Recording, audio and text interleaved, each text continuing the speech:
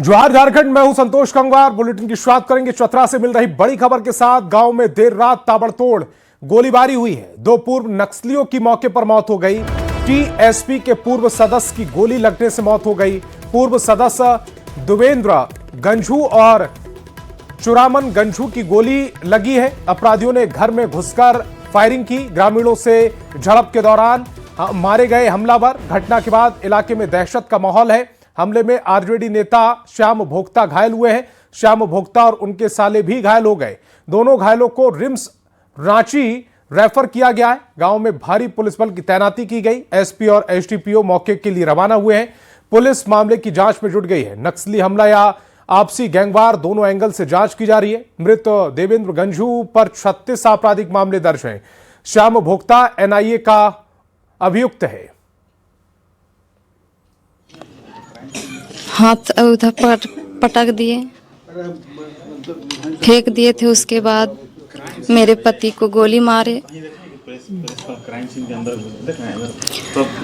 और वो आदमी सब गांव के हैं।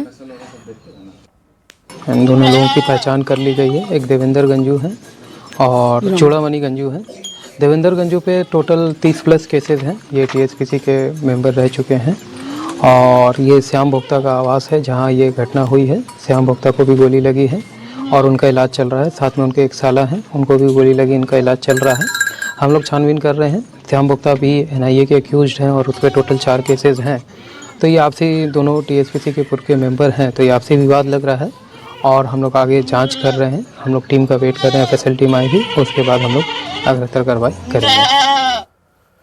और जमशेदपुर से बड़ी खबर मिल रही है। राष्ट्रपति द्रौपदी मुर्मू ने आदित्यपुर से सोनारी जाने के दौरान काफिले को रोका। प्रोटोकॉल तोड़कर काफिला रुकवाकर राष्ट्रपति द्रौपदी मुर्मू सड़क पर उतरी।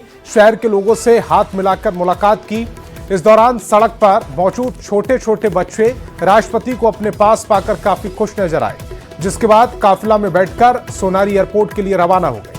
तो बड़ी खबर जमशेदपुर से। राष्ट्रपति द्रौपदी मुर्मू ने आदित्यपुर से सोनारी जाने के दौरान काफिले को रोक दिया, प्रोटोकॉल तोड़ा और काफिला रुकवाकर राष्ट्रपति द्रौपदी मुर्मू सड़क पर उतरी। शहर के लोगों से हाथ मिलाकर मुलाकात की। इस दौरान सड़क पर मौजूद छोटे छोटे बच्चे राष्ट्रपति को अपने पास पाकर खुश नजर आए, जिसके बाद काफिले में बैठकर सोनारी एयरपोर्ट के लिए रवाना हो गए।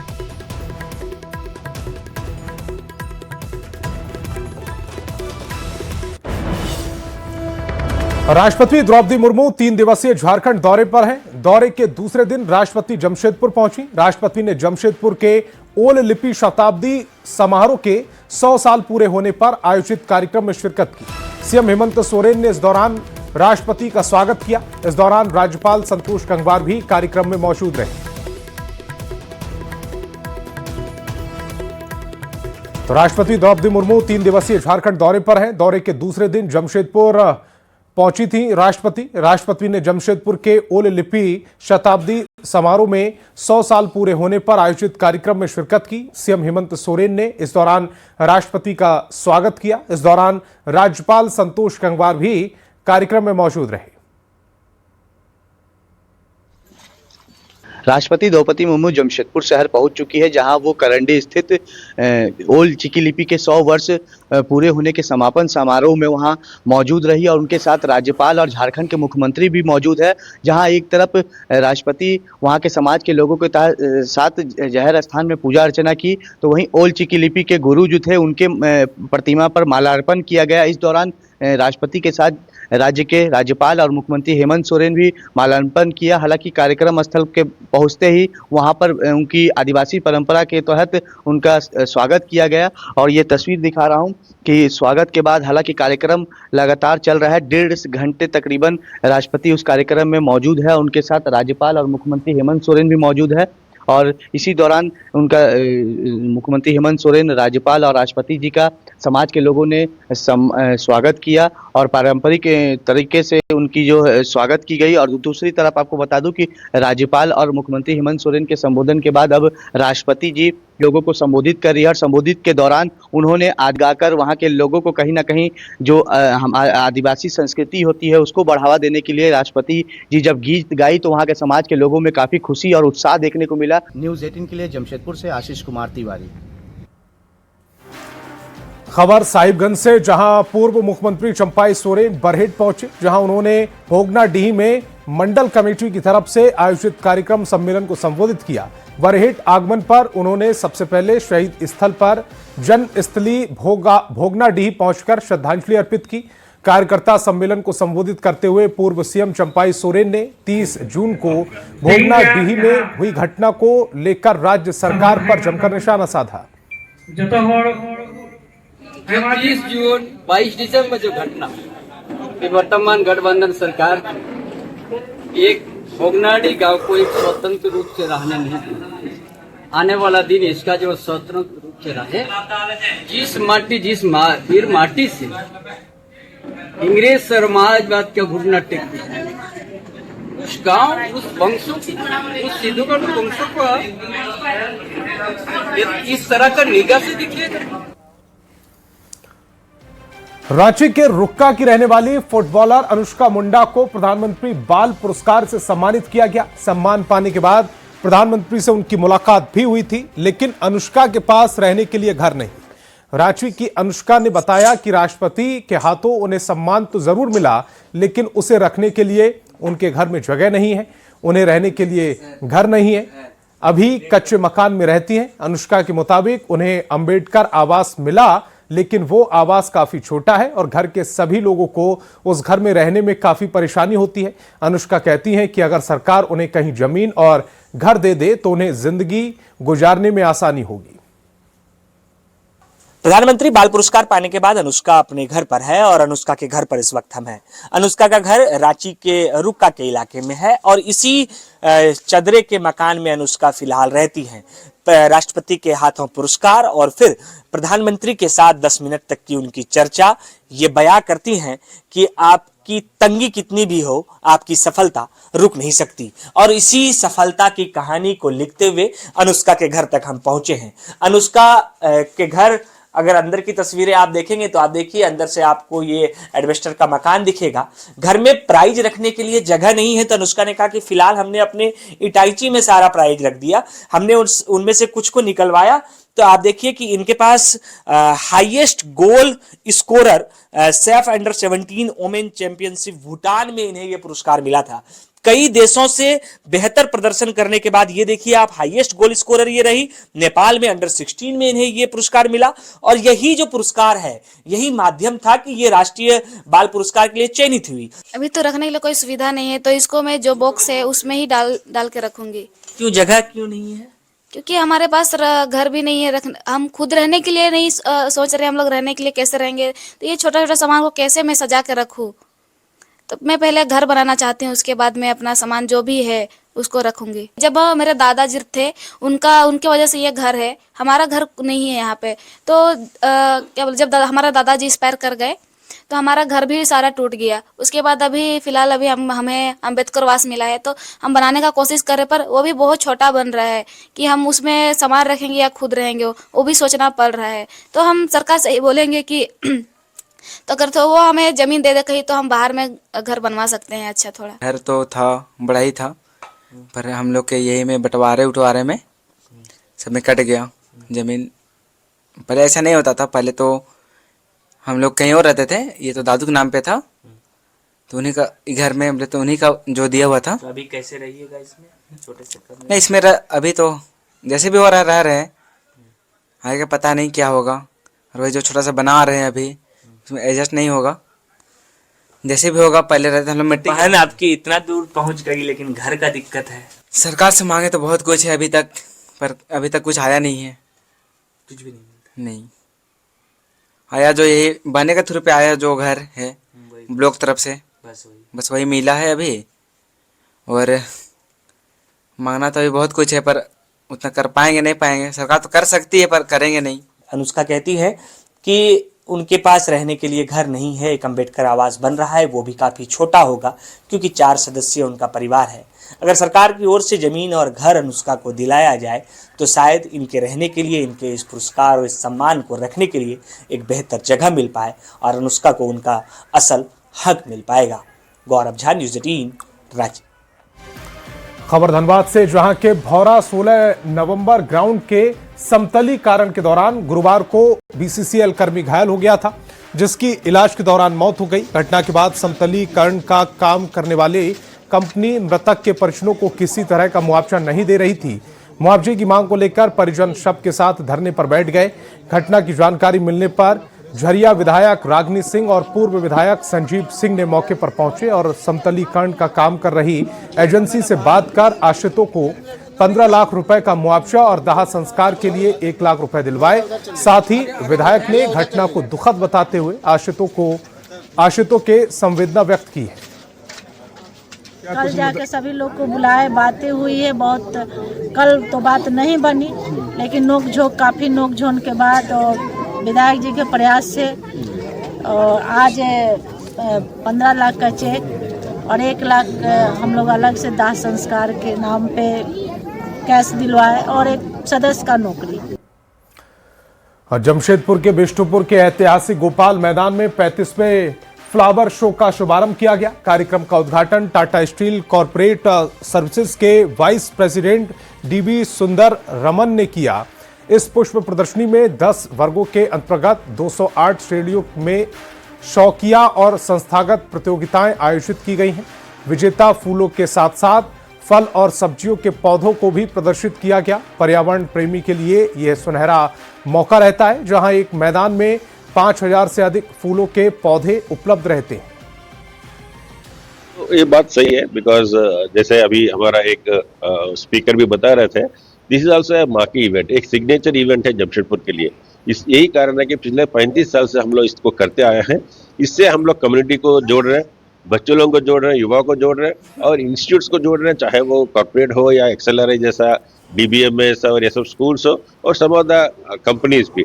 मतलब आप समझिए कि ये टाटा स्टील के थ्रू या हार्टिकल्चर सोसाइटी के थ्रू, TSUCL के थ्रू आयोजित होता है, बट इसमें पार्टिसिपेशन जो है सभी का है।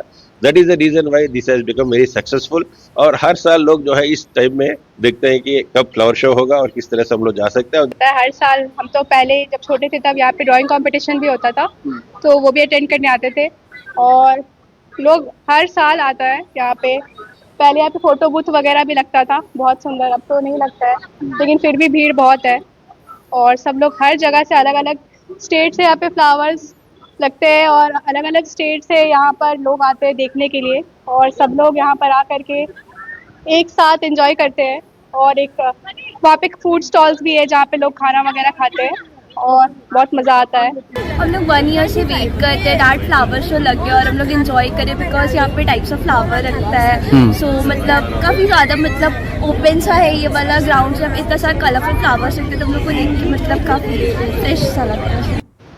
लाहौर नगरी जमशेदपुर शहर में फ्लावर शो का आज से उद्घाटन हुआ है, जहां जमशेदपुर शहर के साथ साथ दूर दराज अन्य राज्यों से भी लोगों को इस फ्लावर शो का काफ़ी इंतजार रहता था और 28 तारीख से लेकर 1 जनवरी तक ये फ्लावर शो का आयोजन किया जाएगा। और देख सकते हैं तस्वीर के मैं अभी गोपाल मैदान में मौजूद हूँ, जहां ये फ्लावर शो की आज से शुरुआत कर दी गई है।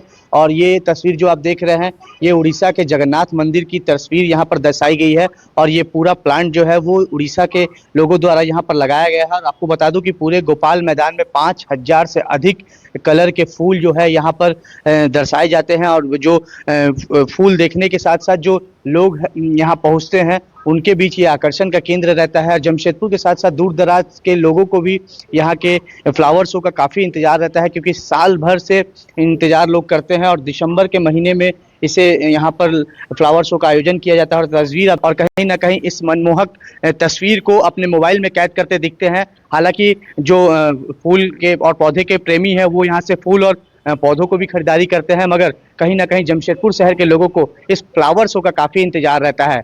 न्यूज़ 18 के लिए जमशेदपुर से आशीष कुमार तिवारी। खबर रामगढ़ से, जहां जिला पर्यटन मद के 2 करोड़ की राशि से पतरातू लेक के म्यूजिकल फाउंटेन का निर्माण कार्य कराया जा रहा है, जिसका निर्माण कार्य अंतिम चरण में चल रहा है। शाम में यहां पर म्यूजिक फाउंटेन में रंग बिरंगी रोशनी और संगीत के तालमेल के साथ लेजर शो दिखाया जाएगा। पर्यटकों के लिए लेजर शो मुख्य आकर्षण का केंद्र बिंदु रहेगा।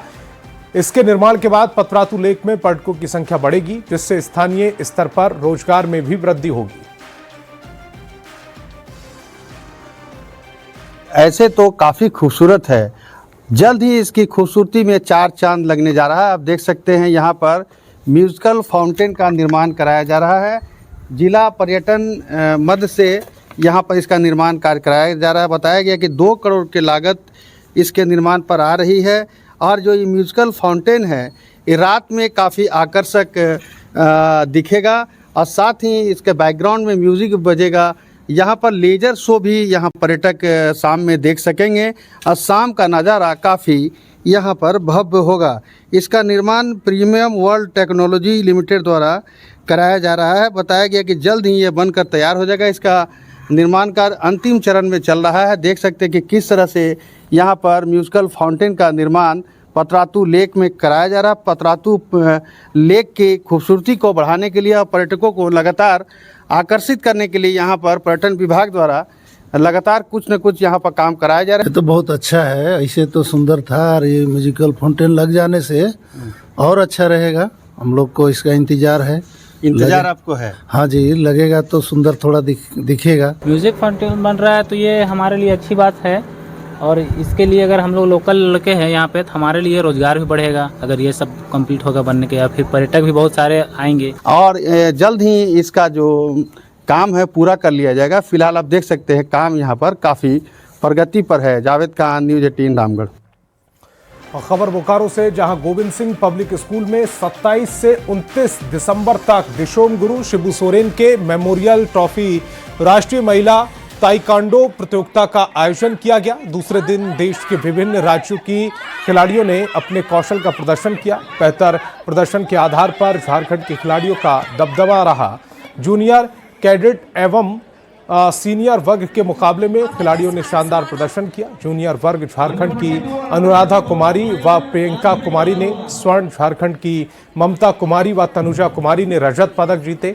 49 ग्राम से कम भार में झारखंड की शकीरा उराओ व अनुष्का कुमारी ने स्वर्ण एवं झारखंड की श्रेय सिंह ने रजत पदक हासिल किया है। लक्ष्य क्या है? गोल्ड मेडल लाना है और क्या? हाँ, अपने देश के लिए और क्या। और नेशनल इंटरनेशनल भी खेलना है अभी आगे चल के। अभी तो ये मेरा फर्स्ट मैच है। फर्स्ट टाइम में ऑफ कोर्स जीत के ही दिखाएंगे। मैं चाहती हूँ मैं वर्ल्ड टेक्वांडो में जाऊँ और वहाँ पे गोल्ड मेडल लाके पूरे भारत को अच्छा फील करवाऊँ। बोलता है कि खेल कूद के क्या होगा, लेकिन ये सब चैंपियनशिप आ रहा है। अगर स्पोर्ट्स पर्सन को, जो मेडलिस्ट है, जो मेरिट पर्सन है, उसको अगर सरकार से कुछ दिया भी जा रहा है, उनको अगर कुछ सम्मानित किया जा रहा है तो घर वाले बहुत सपोर्ट कर रहे हैं। इससे इंडिया में स्पोर्ट्स का और भी आगे जा रहे हैं। गोड्डा से एक प्रेरणादायक खबर सामने आई, जहां शिक्षा को मजबूत करने की दिशा में पंचायत स्तर पर एक सराहनीय पहल की गई है। गोड्डा सिंहपुर पंचायत में मुखिया धर्मेंद्र कुमार ने 10वीं कक्षा के विद्यार्थियों के लिए पंचायत भवन में निःशुल्क साप्ताहिक डाउट सॉल्व क्लास की शुरुआत कर दी और एक मिसाल पेश की है। ये पहल खासकर उन बच्चों के लिए वरदान साबित हो रही है जो आर्थिक तंगी या संसाधनों के अभाव में कोचिंग का लाभ नहीं ले पा रहे हैं। डाउट क्लास, बच्चे के मन में जो डाउट होता है यहाँ पर आकर विशेषज्ञ शिक्षक से वो अपना डाउट क्लियर कराए। अच्छा, कोई योजना था या खुद से शुरुआत की? नहीं, खुद से शुरुआत की है। कौन कौन से क्लास के बच्चे यहाँ पर आएंगे? अभी तत्काल 10th के लिए है, आगे 9th 8th और इंटरमीडिएट के बच्चों के लिए प्लानिंग चल रहा है मेरा। और खबर सिमडेगा से, जहां लकड़ी तस्करी के खिलाफ वन विभाग को बड़ी सफलता हाथ लगी है। वन विभाग ने तस्करी की जा रही एक ट्रक लकड़ी को जब्त किया है। जानकारी के मुताबिक वन विभाग को सूचना मिली थी कि ओडिशा से सिमडेगा के रास्ते एक ट्रक सखुआ की लकड़ी रांची के अवैध तरीके से तस्करी की जा रही। सूचना के बाद वन विभाग की टीम ने छापेमारी कर ट्रक को जब्त कर लिया। वहीं चालक मौके से फरार हो गया। जब्त की गई लकड़ी की कीमत करीब 10 लाख रुपए बताई जा रही है।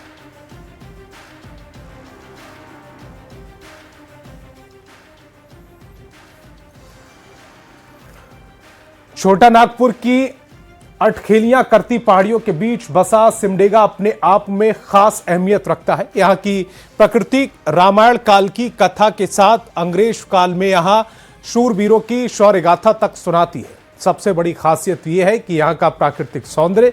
यदि आप प्रकृति की अनुपम छटाओं का आनंद लेना चाहते हैं तो सिमडेगा के कोलेबिरा प्रखंड के नेशनल हाईवे 143 से महज 1.5 किलोमीटर दूर पर स्थित भंवर पहाड़गढ़ जरूर आए, जो न सिर्फ प्राकृतिक सौंदर्य का खजाना है बल्कि यहाँ का इतिहास आपको वीरों की शौर्य गाथा भी सुनाएगा।